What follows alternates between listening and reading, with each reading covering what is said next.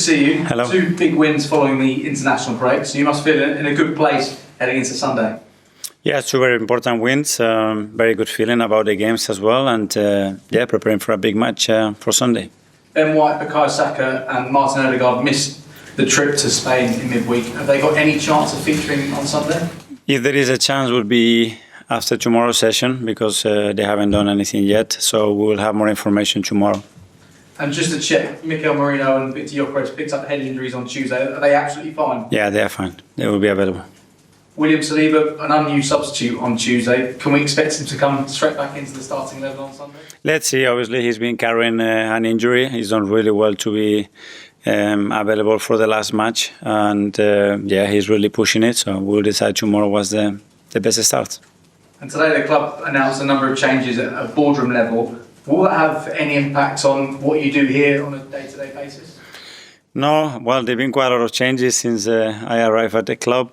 First of all, obviously, Tim is leaving, and I would like to say a few words because he's been someone that I really enjoy working with. I think he has a tremendous contribution for everything that we've done over the last few years. Then on Rich, congratulations, obviously, because it's a massive role to be the CEO of this football club. And then welcome to the new members of the board. That hopefully they're going to make us better and help us and bring ideas and support and make this club much better. It's ultimately a Stan's and Joe's decision.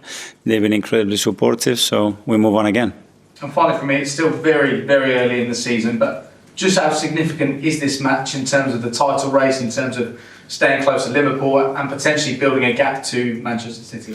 Yeah, it's about winning again and creating, another good moment for us, consistency, competing against one of the best teams, obviously, in the world, and good test for us to see our level as well.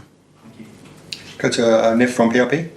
Hi. Good afternoon. And you know Pep Guardiola probably better than all of us in this room. How demanding do you think it's been for Pep to be at this level for so many years, to be achieving what he achieved in so many countries? And also, how much do you think he evolved his coaching and management in the last few years? Well, yeah, the demands that he puts, first of all, on himself, the standards that he requires for everybody around him, his will to win, to evolve, to improve. You look around him always, he wants to surrender about the best people. For me, he's by far the best coach in the world. I always said it. I had the pleasure to work with him and win a lot with him next to him. So, yeah, it's always great to see him back. Noni Madueke, and we had a look at him in the summer. What made you decide to recruit him from Chelsea, and how do you think you and your coaching staff are getting such a wonderful version of him? Yeah, well, because I was sure that he was a player with a talent and quality that we didn't have in the squad, a player with a level of threat and unpredictability that he was going to make us better. The moment I picked up the phone, I spoke to him and his dad and his agent. The 3 of them gave me the impression that they were really willing to come, that they saw something special here they wanted to be part of. And then, you have to come here and slowly start to get to know him, and he needs to start to get to understand the team. But I think so far the impact he's having in the team, it's very, very positive. And Martin Zubimendi, how pleased are you with the way you settled here? How would you describe the balance in midfield gives you and the partnership with Declan Rice as well? Yes, another one that obviously coming from abroad is always very tricky, especially with the demands in this league and in that particular position, because you have so much responsibility in that role and you have to be aware of everything that we do. But such an intelligent boy, a lot of presence, a lot of quality and a lot of courage to play football. Alex, BBC. Hi, Mikel. Hi. No goals conceded from open play, and Christian Mosquera has been a key part of that, a young player coming in and summer signing. Why do you think you have been so solid this season? Well, first of all, because he's very good, and I think credit to the scouting department, Andrea, that they presented the opportunity to have him. Again, no coincidence, as a boy, someone extremely focused, very determined, very clear that he wanted to come here, and he wanted to come here to play. And in his place, I think what he's doing in that position so early, very impressive. Just on White, Saka and Odegaard, you said decision after tomorrow's session. Have they trained already, or would that be their first session? Because everything has been modified so far for him, and still a few things to clear. And tomorrow we'll have more information whether they are part of the squad, or they have a chance to be part of the squad or not.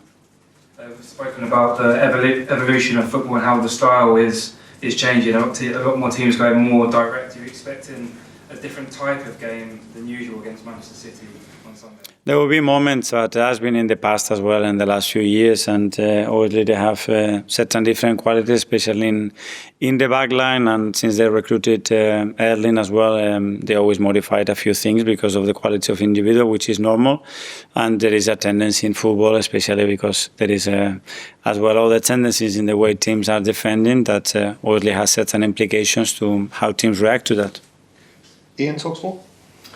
Hi Mikel, how are you? Hi, good, thank you. Talking about the evolution of football, I mean, it used to be seen if you're on the subs bench that maybe you'd done something wrong and the manager didn't like you.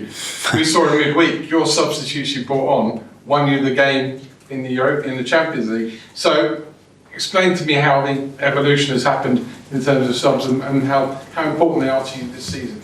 But if you look historically, the top teams, the team that has won a lot, the impact that the finisher had has always been really, really high. You need that quality nowadays to unlock games, and to do it consistently every 3 days is even harder, more difficult, and that's what you need. We are very lucky because we have players that can make that impact. They certainly did that the other day, and now we need consistency on that. So when you name the team and you name the subs, do you go up to them and say, listen, don't take it as being anything bad, you're on the bench, because I'm going to need you this afternoon? We already had a discussion in pre-season about the roles and responsibilities and about the implication of each other roles in relation to the game, the scenario, the schedule, a lot of factors, but the quality and the delivery and the intensity and will that you have to put every minute for this football club, that's unquestionable whether you are a starter or not. You've had to rebuild this football club, and you've been here 5 years. Is Pep having to rebuild Man City after all their successes, and do you think he's anywhere near that now? Well, I don't know, that's a question for him, but obviously what he's already done in this league is unprecedented. The level that he's put the standard in the league, in my opinion, unprecedented. And maintaining those levels for 10 years is already something incredible, and the demands are there for him. And he wants to carry on because he certainly believes that he can do it again. And history beckons for you tomorrow. No Premier League manager's gone 5 games in a row unbeaten against Man City. So not tomorrow, Sunday. But if you do it, all hail Mikel Arteta. Well, the preparation of the game will be to win it, that's for sure. Over to Josh. Hi. Hi. Arsenal's suicide prevention service will be open for the first time at the game at the weekend. Can you talk to us about how important it is to be open about mental health struggles and also about what Arsenal's role is in that?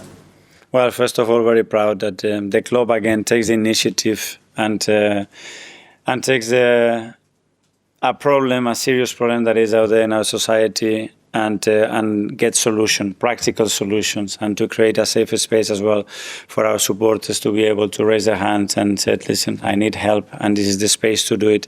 I think it's incredible, and hopefully more people can do the same, because obviously there's a big need for that.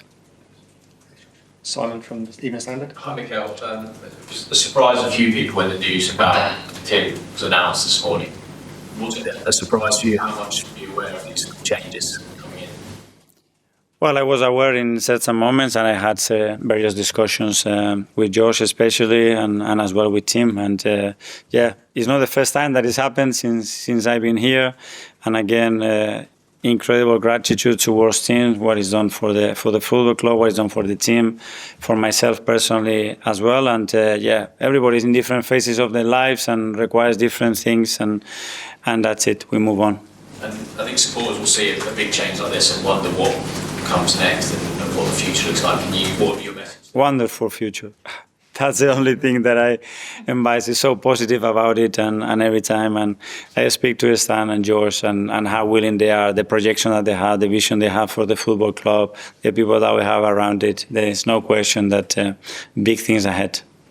Tom, Football London. I think you mentioned it's not the first time it's happened to you. Some of us were trying to list the amount of executive changes that happened. We've come up with a list with the late Sir Chips Keswick, of course, Francis Kajigal, Raul Sanyehi, Ken Fryer, who stepped down, Husfarm, even Ivan Venkateshan, Edu Gaspar, Jason Nato, and of course now Tim Lewis. What's it like as a manager having to go through that amount of change in just 5 and a bit years? Well, if it's my first managerial job, so I don't know if that's a lot or very little. With the experience that I had, what I can say that I've been very lucky to work with some wonderful people that I have learned so much from them. And yeah, it's sad because we spend so much time together. And you name very important people that have been big part of the football club, of my life as well personally, because you get really attached to them emotionally as well and their families. And yeah, you have to move on, maintain that personal relationship for sure. And then people is going to do various jobs, some of them being very successful in other places, and wish them all the best. And just to bring it back to the football as well, you spoke before about the emotion of using Mikel Merino from his goals that he scored for Spain, and one of the reasons why you started him in the game against Nottingham Forest. With how Gabriel Martinelli and Leandro Trossard performed in midweek, does that now come into your thinking about harnessing that confidence they got from that game potentially? Yes, it does. It certainly does, because when players are in that state, I think they have to be used and they have to be recognized. But it's a lot of players, obviously, that are in a really good moment, performing really well. And that's what we want. Whenever we need them, I'm sure that they're going to be at the best. James, CBS. Hi, Mikel. I'd like to ask you a little bit about Erling Haaland. 11 versus 11, at least.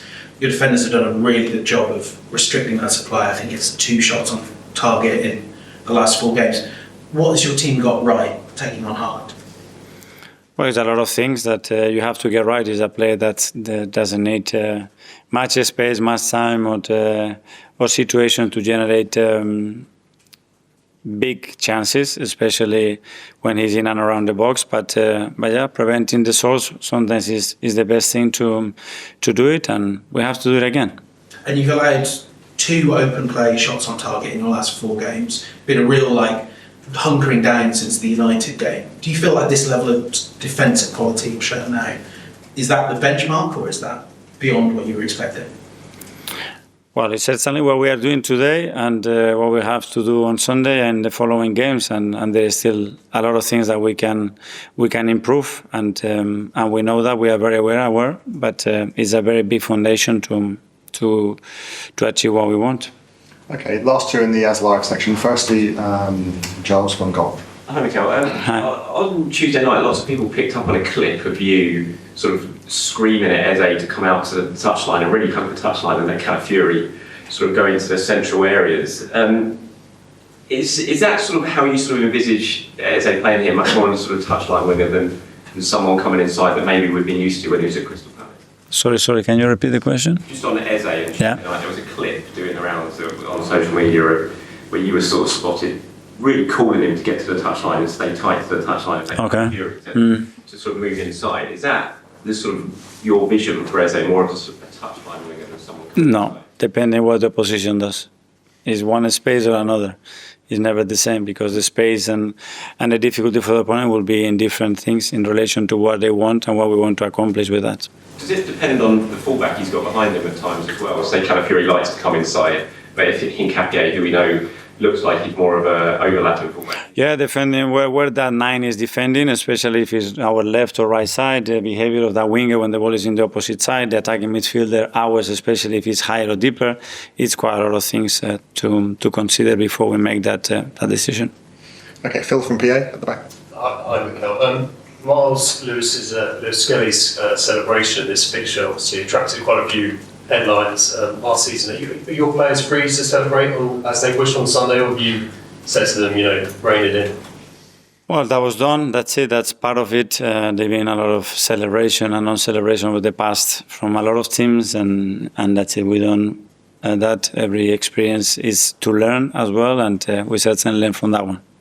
And just in terms of City, obviously they've lost twice, 2 of their 4 fixtures so far. They had their troubles last season.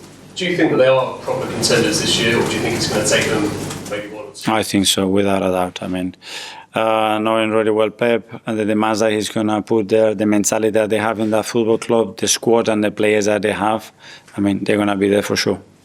Okay, that finishes the As Live section. We'll now go into 10:30 tonight.